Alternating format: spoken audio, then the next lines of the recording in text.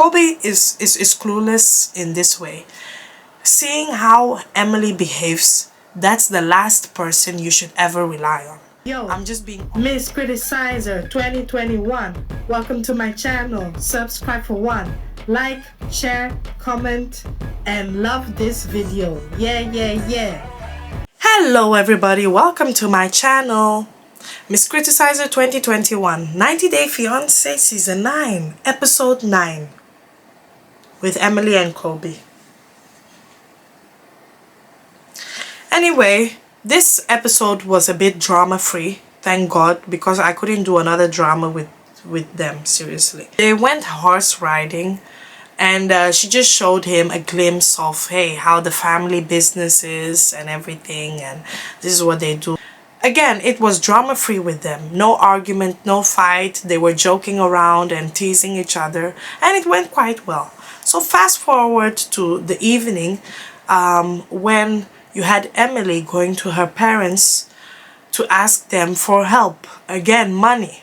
Because she feels like, hey, a month has passed by, and we have 2 months left before the K1, and she wants to marry him, and she wants her parents to fund her wedding.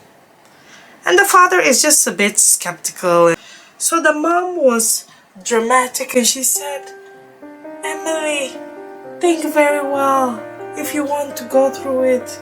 I mean, yes, Kobe is a nice guy and all that, but you know when he said, shut the F up to you the last time, it really hurt me, and he doesn't deserve to talk to you like that, and you should never ever talk to him. You don't deserve it. And the father is like, what exactly happened? I didn't know about this. And I'm like, Daddy, you knew. And so they said that, oh, after he told you, shut the F up, no man deserves to talk to you like that. And like I said,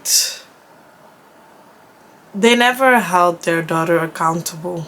You know, the mom was not ever talking about how Emily provoked him, how she disrespected this guy multiple times, but she just felt like, oh well, he should have just accepted it and he should just tolerate her. No, people have their breaking points. You know, when they were having that discussion, because the father is like, okay, well, you don't really need to marry him. See how it goes. You guys have to work on your communication. And she said, I do want to marry him. And you know what? Yes, he said shut the F up, but we have this resolved now. It's just lovers quarrel and this and that.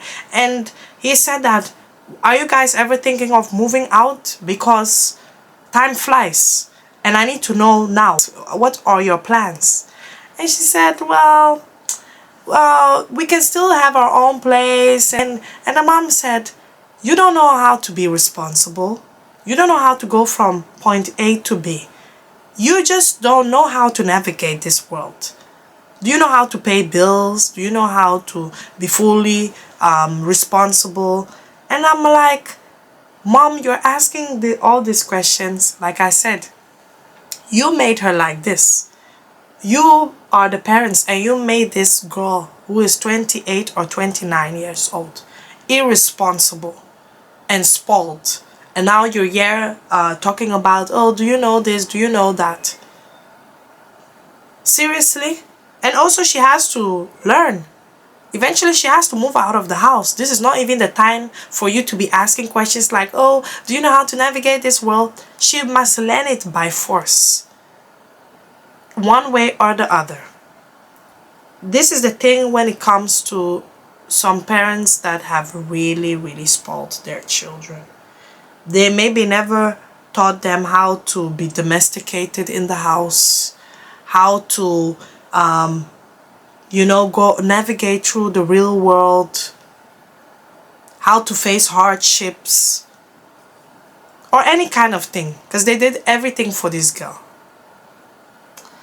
Anyway, like I said, the father just wants to make it clear that even if we pay for the wedding, will you ever come back to ask for money again for this, for that? Is this how this will continue?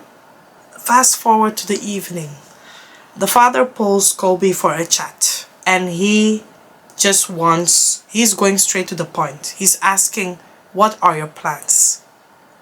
Because time flies, the 90-day is approaching. So what are your plans? Are you guys thinking of moving out? Are you guys thinking of having a job? Because mouths need to be fed. And so Colby was nervous and a bit unsure. He was relying on the things that Emily said, because he said that, oh, Emily said that maybe you can just be like a model here or all that. And he said that he has background in civil engineering or architecture and all that. And the father asked, did you have any certificate from Cameroon or anything? And the guy said no. And the father said, which certificate do you have? They say, I only finished up to high school.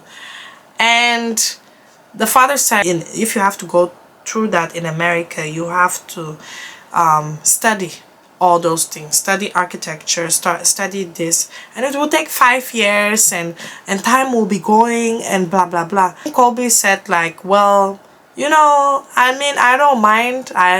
I'm not sure if he said I can take over the family business.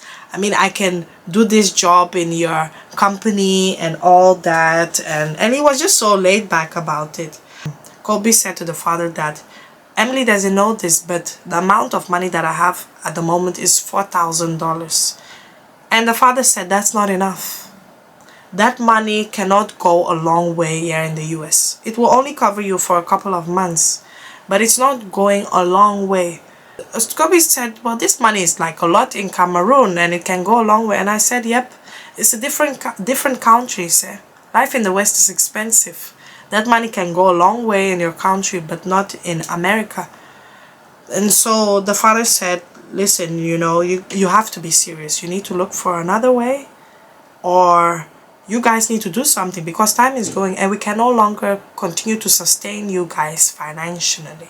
You're not paying rent. You're not going through this. So I just want to know what the deal is. And he said, okay, I'll see what I'll work with. And my thing is that Colby is clueless in this way. Seeing how Emily behaves, that's the last person you should ever rely on. I'm just being honest. Seeing how spoiled she is, you cannot take her word for anything, and indeed, Colby, you have to do everything possible to get out of that house and stop depending on your in-laws, because the way they keep belittling you is just not a nice feeling. And I know you cannot work at the moment, but you need to have a plan A, plan B, plan C. Many people, when they come here from different countries, they cannot really focus on only studying, because the bills need to be paid. And sometimes you have to do a menial job just so that you can sustain yourself, sustain your family, and maybe save money for your studies before you really want to focus on doing what you're doing. Forget about the fact that your father-in-law has a farm and he's doing okay and doing what he needs to do. Forget about ever trying to work for your father-in-law. Look at Andre and what he's going through with his family. I hate that. I feel every man should have his own thing. Don't focus on, oh, my daddy-in-law is going to do this for me, he's going to do that. Seriously. They'll always see you as inferior. So that's just my take on this, and let's see how it goes. The next episode is going to look really, really funny. Emily had to buy her own engagement ring. That was so funny. Anyway, we'll see how it goes, and yeah, let me know what you think about this episode. Would you for you men, would you ever want to work for your father-in-law? I think it's best to have your own thing, because we've seen how it plays out. It's not going to work. And also taking over the family business. Anyway, thank you all for watching and have a lovely day. Bye bye.